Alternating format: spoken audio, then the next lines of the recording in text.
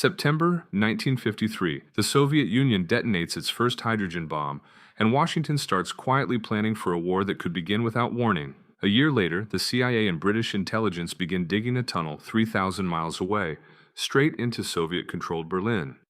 What they didn't know yet, the enemy already knew every detail from the very first planning meeting. Just a decade earlier, these two capitals had been allies against Hitler. Now they were building tunnels to spy on each other.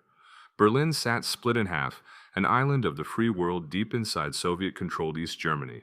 Underground, thick cables carried military and political calls between Moscow's headquarters in the east and the rest of the Soviet bloc. If anyone could tap those lines without being caught, they would hear almost everything the Soviets were planning. American and British intelligence had tried listening from a distance for years, nothing compared to tapping the enemy's own lines directly.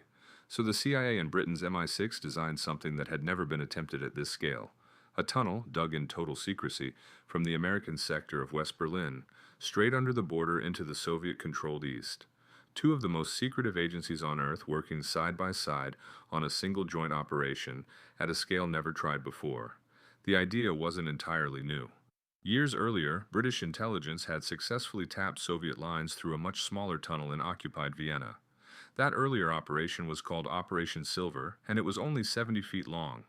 Berlin would require something 22 times longer, deeper, and far harder to hide. The same British officer who ran the Vienna tunnel, Peter Lunn, helped plan Berlin's, alongside a CIA officer named William Harvey. Harvey was already a legend inside the CIA, known for his relentless hunt for Soviet moles hiding in American intelligence. It was Harvey, ironically, who would later help expose other Soviet spies hiding inside American intelligence. Construction began in September 1954. Disguised as ordinary work on a simple radar supply warehouse, engineers dug nearly 1,500 feet, 6 meters underground, using specially muffled equipment so no sound would reach the surface. It took 8 months to finish, and somehow, not one word of it ever leaked to the press. The tunnel needed constant fresh air pumped in and disguised heating just to stop frost patterns on the surface from giving its location away. Only a small circle of people ever knew the full picture. Most of the construction crew thought they were building a simple storage facility. Every single day the tunnel operated, there was a real risk of a cave-in, a discovery, or a diplomatic disaster that could spark open conflict. The engineers who built it knew that if anything went wrong underground, there would be no way to explain it away. In May 1955, British technicians spliced directly into the Soviet cables running beneath the city. Reel after reel of tape began recording everything: military orders, political gossip, private calls between officers. Within months, translators were sitting on 40,000 hours of recorded phone conversations. More than 1,700 separate intelligence reports came out of that single tunnel. Amplifiers were spliced in along the cable every so often, boosting the signal enough to carry every whisper back to the listening post. Teams of translators worked around the clock in shifts, racing to keep up with the sheer volume of intercepted material. The tunnel revealed which scientists were secretly working on Soviet atomic weapons projects. It picked up early signs that East Germany was quietly building its own army. It captured the growing resentment simmering between Soviet officers and their East German counterparts. For 11 months, it was one of the most valuable intelligence operations of the entire Cold War. Codenamed Operation Gold by the Americans and Stopwatch by the British, it remains one of the largest joint intelligence operations of the Cold War. Here's what almost nobody involved actually knew. Sitting in on the very first planning meeting in London, taking detailed notes for MI6, was a British officer named George Blake. Blake hadn't always been a Soviet agent. He became 1 year earlier, during the Korean War. Captured by North Korean forces in 1950, he spent 3 years as a prisoner of war. Somewhere in that captivity, quietly and without anyone noticing, his loyalties shifted completely. By the time he was released and welcomed home as a hero, he was already working for Moscow. MI6 had no idea. He was reassigned, promoted, and placed at the very center of Britain's most sensitive Cold War operation.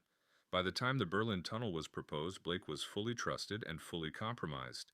He handed his KGB handler a full copy of the meeting notes and a hand-drawn sketch of exactly where the tunnel would run.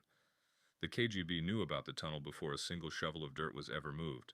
It sounds almost unbelievable. The people running the tunnel had no idea their own allies' secret was already gone. So why did Moscow let the tunnel operate for almost a year, knowing exactly where it was? Because shutting it down immediately would have pointed straight at Blake as the source. The KGB made a brutal calculation. Let the West have real secrets for 11 months rather than risk losing their man inside British intelligence. It was one of the coldest, most calculated decisions of the entire Cold War. Real intelligence, sacrificed to protect a single source. On April 22, 1956, during a rainstorm and supposed cable repairs, Soviet technicians discovered the tunnel, exactly on schedule. Within hours, the Soviet military did something it almost never did. It called a press conference.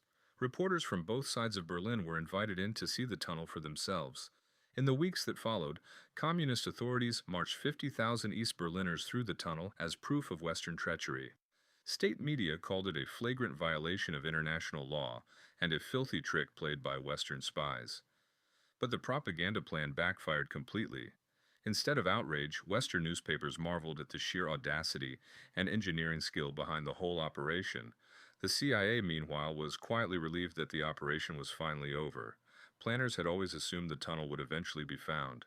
They just hadn't expected the Soviets to announce it to the entire world. Years later, when officers learned the whole operation had been compromised from the very first meeting, some were furious, but even they had to admit the intelligence gathered during those 11 months had been completely real and completely valuable. George Blake's role in the betrayal stayed hidden for 5 more years. He was finally exposed in 1961 through an unrelated Polish defector and confessed to everything, including the tunnel. Under questioning, he didn't just admit it, he seemed almost relieved to finally tell the whole story.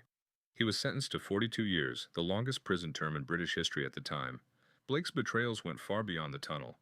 Over his career, he had exposed dozens of Western agents operating behind the Iron Curtain, several of whom were executed. In 1966, Blake escaped from one of Britain's most secure prisons, using a rope ladder smuggled in by fellow inmates.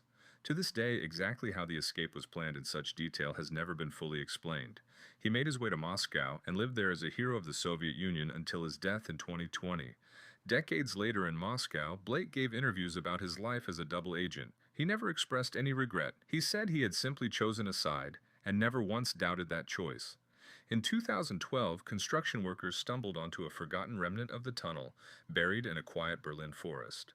Today, the Berlin Tunnel is still studied as one of the strangest paradoxes in the history of espionage. A total security failure and one of the most valuable intelligence hauls of the entire Cold War at exactly the same time. Some historians still argue the tunnel was, in the end, a Soviet operation that simply let the West believe it had won. Full details of the operation stayed partially classified for decades. The CIA didn't declassify the complete story until 1997. Even then, historians continued piecing together exactly how much Moscow had really known and when. The tunnel's technology and its lessons quietly shaped how Western intelligence agencies approached underground and cable interception for decades afterward. If you want more Cold War operations the world almost never found out about, subscribe. There's a lot more still buried down there.